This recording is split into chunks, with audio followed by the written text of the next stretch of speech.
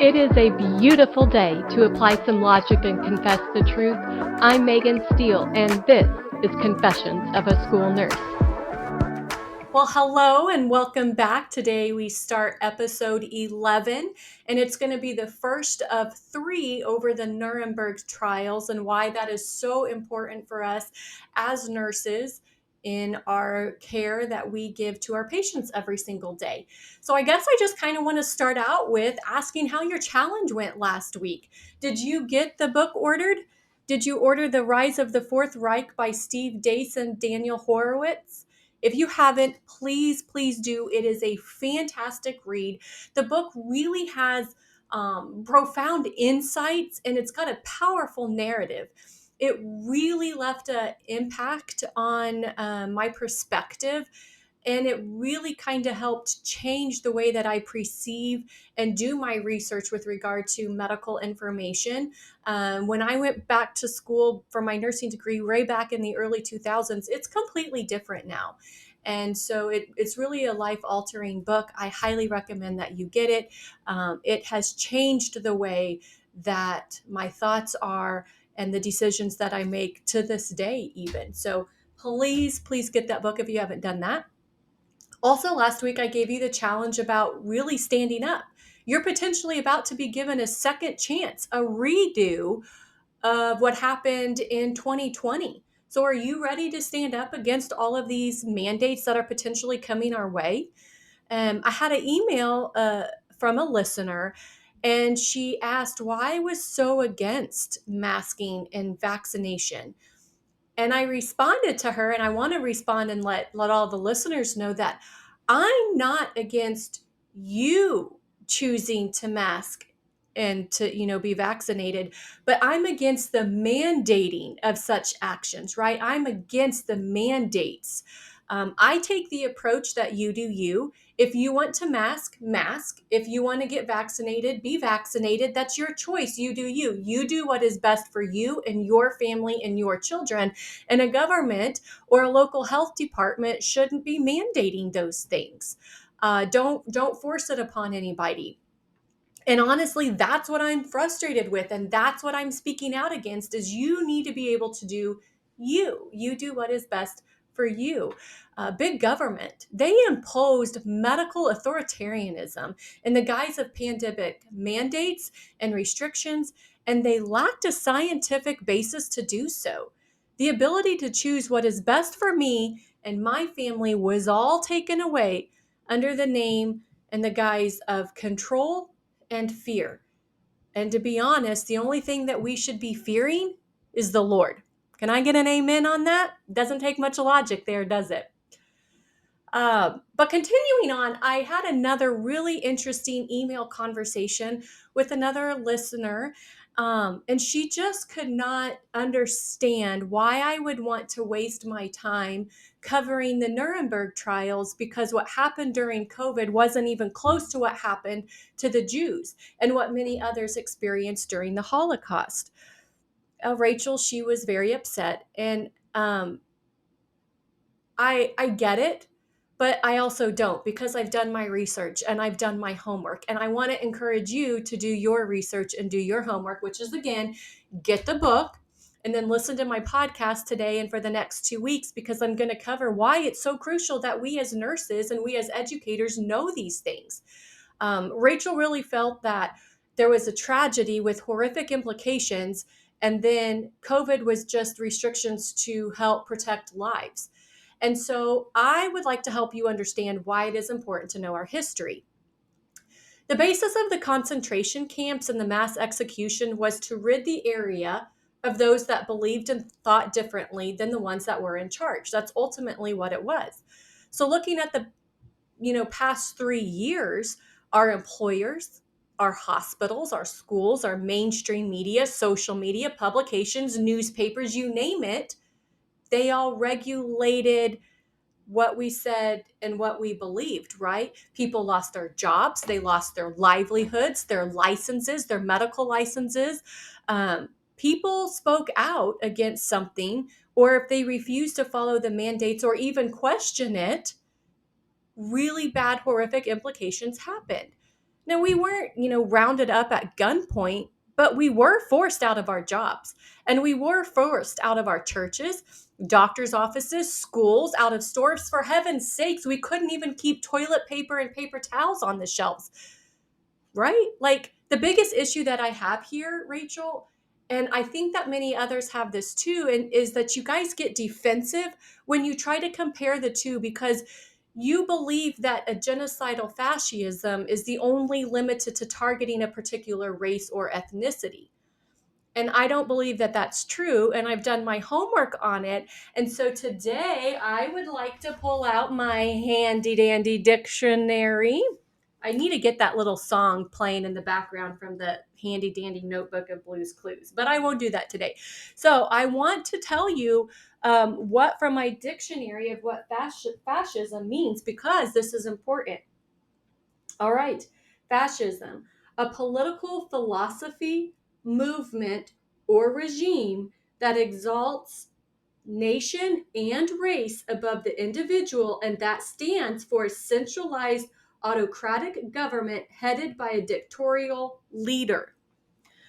Okay, so you see, it is not a matter of targeting one race. It's about creating a standard of national interests and proclaiming that anyone who doesn't subscribe to these interests is a threat to the nation. Do you remember that you couldn't go bury a loved one or see them die and hold their hand in the hospital, but you could just walk down the street and protest with the Black Lives Matter movement? Schools expelled, and daycares, even daycares expelled 2-year-olds for not covering their mouth and their nose with a mask, but at the same time allowed men to go into women's restrooms, and women were getting raped, and then nothing was being done when they tried to report it. So you see, you either are with the state or you're against them. And a large amount of the things that have occurred over the past 3 years were all done under the guise of science. And given the chance, they will do it again. And this time they're going to come back stronger. By learning from history's mistakes and successes, we are better equipped to make informed decisions, navigate complex issues that are around us today, and whether that be in our personal lives, our family lives, at the bedside of our patients, or in your classroom, or in the school's nurse's office. Education is not about memorizing that Hitler killed 6 million Jews. Education is understanding how millions of ordinary Germans were convinced that it was required. And education is learning how to spot the signs of history repeating itself. This is why we must cover these topics in this podcast. Nurses, friends, you have got to stand your ground, because history is repeating itself. You have to protect your family, and you have to protect your students. You are one of the only things standing between your students and complete control by the devil. All right, that's why I believe it's so important for us to know history. So I want to dive straight in for a bit of a history lesson. And then next week, we're going to cover more of the actual medical things that happened and why nurses are tied up so tightly into that, as well as physicians. And then in week 3, we're going to go over why the Nuremberg Code, what came out of that for medical ethics, and how that has a direct correlation into the school nursing scope and standards of practice book. So if you haven't got that, go ahead and download it. You can do that online at the ANA or the National Association of School Nurses. But that'll be coming up in week 3. So today, we're going to go way back in time. We're going to go back to 1899 at the Hague Convention in the Netherlands. Okay, this is when it all kind of started. There were 26 nations, and they convened to codify a list of rules regarding waging war. And they didn't really get anywhere, except that you couldn't use specific bullets in war, and you couldn't throw anything over hot air balloons, right? Because this was before the Wright brothers even had the first flight. And so they couldn't use certain chemical weapons in hot air balloons. How far we have come in life, right? Okay, so not much happened in 1899. So then we're going to fast forward to 1907, and President Roosevelt summons 44 nations, and they met again, but they really just couldn't come up with anything. The only thing that came out of that convention was that war crimes should not go unpunished, but war crimes wasn't actually defined and made very specific what war crimes really entailed. Okay, so then World War I happens, and then World War I ends. So in February of 1920, the Allies submitted 900 names of people to the Germans that should be tried for war crimes, for killing innocent people, killing prisoners of war, and they used chemical weapons. So the Germans only were going to try 45 people, but actually only 12 faced prosecution. And all 12 had less than 4-year prison sentences. Some of them didn't even have to go to prison out of those 12. So this really didn't settle well with nations across the world. And it was kind of looked at a very laughing matter. Like Germany was like, ha, ha, ha, we got you. Yeah, we tried them. And it didn't settle well. But the Great Depression hit, and obviously the American economy tanked, economies around the world tanked. Then the start of World War II, really in those early 30s, things were very unsettled politically around the world. But the actual persecution of Jews in Germany started on April 1st of 1933. This is when Hitler declared a boycott of Jewish businesses. And then a week later, on April 8th, he set out the anti-Semitic laws, and they were passed and essentially said that civil service employment was restricted to Aryan Germans. And so the Jews couldn't work in the government positions anymore. They couldn't be teachers, nurses, professors, judges, or doctors. This is also about that time that the famous book burnings occurred all over Germany whenever they would throw the books out in the street and have the big bonfires with those. But here's a key word, because a lot of people talk about Semitic and anti-Semitic, and I want you to know what those mean, because it's important when people try to use those words in today's society, because they don't really know what they mean and they're just throwing stuff out there. So we're going to take a look at what that means in our handy dandy dictionary. The Semitic is of relating to or characteristic of the Semites, which are Jewish descendants. Okay, those are Jews. That's what that means. And then if we go to say what anti-Semitism means, it's hostility toward or discrimination against Jews as a religious or racial group. Okay? So when you hear people say these things on the news or scrolling through your reels on social media and they're using the words anti-Semitism, doesn't really add up with what the actual definition is. So I think that's important for you to know. A little bit of a side note, but important for you to know. All right. So the Jews are now being persecuted. We're now towards the end of 1938-ish, early 1939. And a large portion, over half of the Germans, the Jewish Germans, have fled to America, have fled to Great Britain. But Germany is now invading Czechoslovakia and Poland, and they didn't know what to do with the 3.5 million Polish Jews that were still there. And so Hitler asked Heinrich Himmler. He was a cruel, cruel individual. I know God has a special plan for him, but he was the head of the SS. And he devised a plan to get rid of the Jews. So he and several other high SS people decided that the Jews should be systematically exterminated. And that was the words that were used during the Nuremberg Trials. And so all these mass killings began. Concentration camps, they were already being built to house prisoners, but they started shifting their focus more towards human experimentation, medical experimentation. Obviously, the gas chambers, we know about those as well. So next week, I'm going to go into those human experimentations a little bit more. But just as the overview of everything, We're going to fast forward to May 8th of 1945, and this is Victory in Europe Day. This is when Germany surrenders. The war in Germany in that area is over. But remember, we were also fighting a war in the Pacific. So while they're dealing with liberating all of these countries, the war in the Pacific is still going on. However, in September of 1945 is when, after Hiroshima happened, that's whenever Japan surrendered. I think it was like September 2nd, 1945, somewhere around that time. I'm so sorry, I don't remember the actual date. But the lead up to the Nuremberg Trials, this was a pivotal chapter in the aftermath of World War II because as the Allied troops were marching through Germany and the other countries, they were liberating those concentration camps, and they were uncovering all of this evidence and all of these horrific war crimes.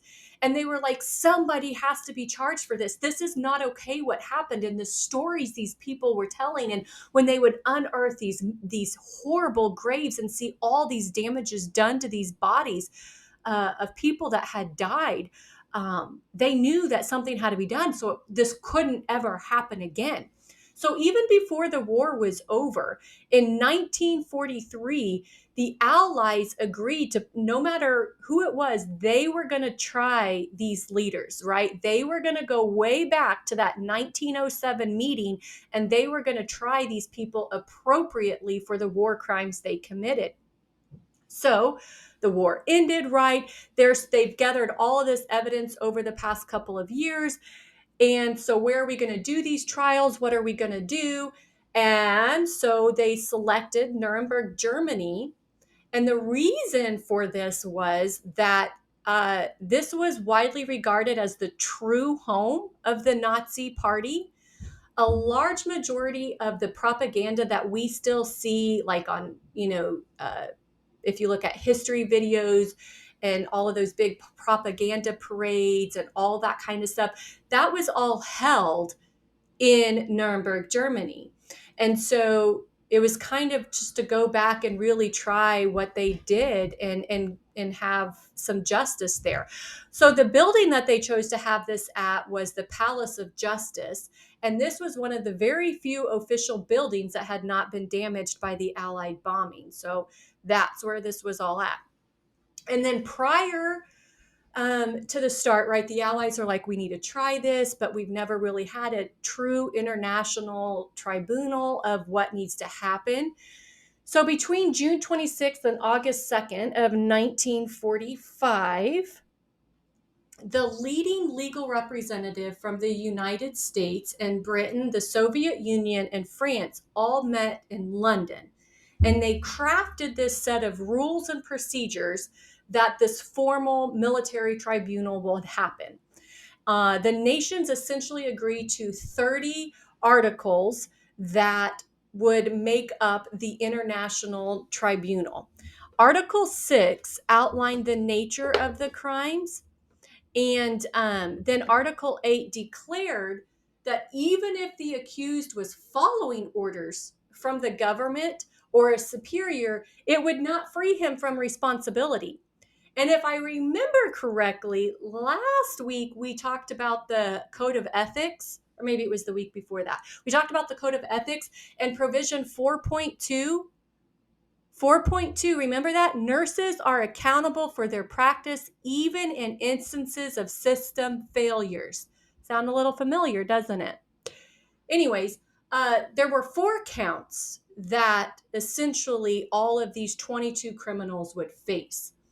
Count 1 was dealing with the common plan in which the whole Nazi group came to power. So the definition of it was that they planned, prepared, initiated, and waged wars of aggression, which were also wars in violation of international treaties, agreements, or assurances. And then count 2 dealt with crimes against peace. Count 3 was war crimes, and we're going to have a lot of the medical stuff that happened under this count 3. This dealt with the murder, the ill treatment of civilian populations, murders and ill treatment due to shooting, hanging, gassing, starvation, inadequate provision of surgical and medical services, kickings, beatings, brutality, and torture. And then the fourth count that these 22 individuals were going to go against was dealing with crimes against humanity. And that was more focused on the actual genocide of populations. I do want you to know that there was not just one Nuremberg trial. There were actually a total of 13. After this huge first one and everything became public with that, the United States prosecuted another 12 cases in Nuremberg, Germany. So essentially, the medical code of ethics and all of that came from all of this and all of this evidence. I mean, it was like 236 days long of the trial for this first one. So there was just a lot of information to sort through and things found out and testimonies that were heard. So a lot of people don't know that there was more than one Nuremberg trial, but there really was. This first one that I've talked about briefly began on November 20th of 1945, and it ended on October 1st of 1946. So quite a long time for a court case.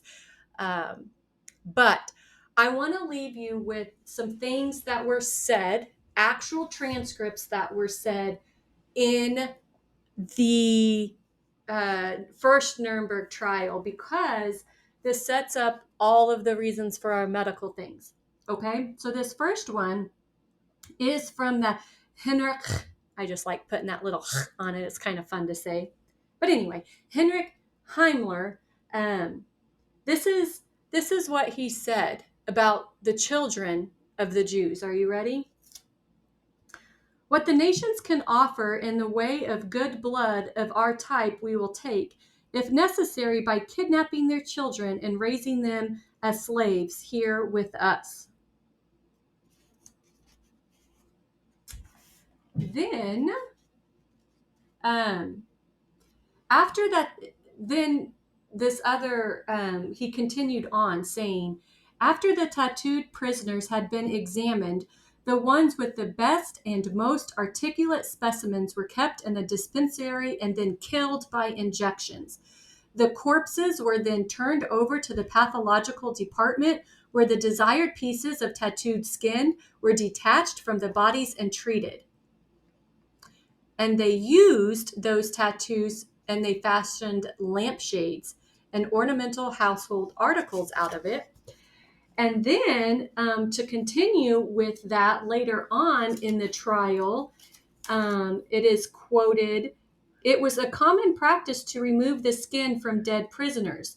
I was commanded to do this on many occasions." This is testimony from an actual doctor in the concentration camps. "It was chemically treated and placed in the sun to dry. After that, it was cut into various sizes for use as saddles, riding breeches, gloves, house slippers, and ladies' handbags. Tattooed skin was especially valued by the SS men. Also, we frequently got requests for the skulls or skeletons of prisoners. In those cases, we boiled the skull or the body. Then the soft parts were removed and the bones were bleached and dried and reassembled." There was a French witness that was a doctor, and he was one of the leading people at an institute that had been overtaken by the Germans. And so then he was put into a concentration camp, and he talks about the experiments. And this is just one of them that he talks about. This happened in Block 45 in Buchenwald. Prisoners were most commonly, quote, used for observing the effects of drugs, poisons, and bacterial cultures. When the Nazis conducted experiments on the effectiveness of vaccines for typhus, healthy individuals were deliberately contaminated. That sounds a little familiar, like the COVID vaccine. As a scientist, this doctor, he said, the experiments carried out in Block 46 did without doubt serve a medical purpose, but for the greater part, they were of no service to science. Therefore, they can hardly be called experiments. Are you seeing where I'm going with this? There's a lot to connect. Just wait till next week when I really go into it. This one is the most cruel and the most sad. It's horrific, but I want you to know how serious this is. The newborn children, if Jewish, were immediately put to death. A few minutes after delivery, the child was taken from the mother, who never saw it again. An order was issued that the children were to be thrown into the crematory ovens or the crematory ditches without previous asphyxiation with gas. The children were thrown in alive. Their cries could be heard all over the camp.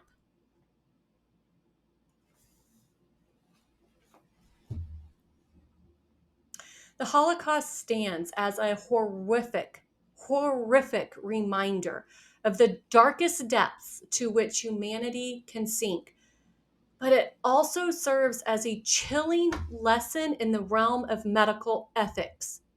The horrors perpetrated by Nazi doctors, nurses, and scientists who conducted these experiments on countless innocent victims reveals the absolute necessity of upholding ethical principles in healthcare, no matter how small the situation is.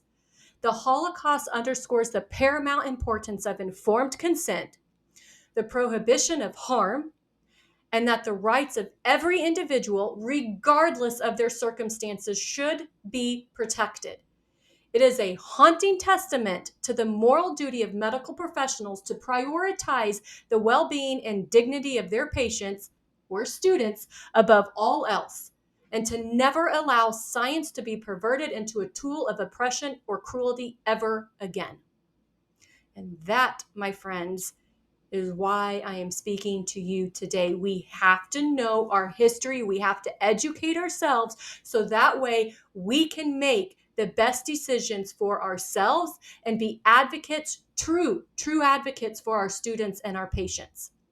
Next week, again, we're going to dive straight into those actual experiments, the actual things that were happening medical-wise. And then again, in week 3, we're going to go over what the actual Nuremberg Code is for medical ethics, for today's modern medical ethics that were all thrown out during the COVID.